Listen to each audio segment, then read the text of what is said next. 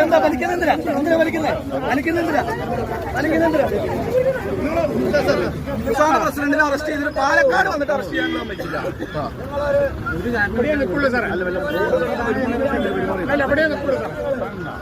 തെറി വിളിക്കാൻ വെള്ളരിക്കപ്പെട്ടണോ?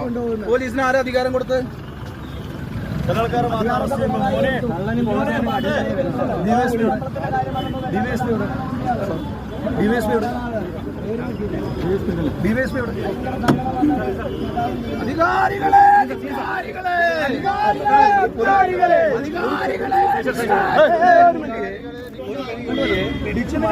വളരെ മോശമായി തെറി പറഞ്ഞിട്ടുണ്ട്.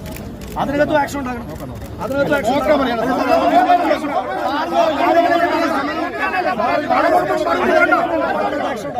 ഭയങ്കര മോശമായി.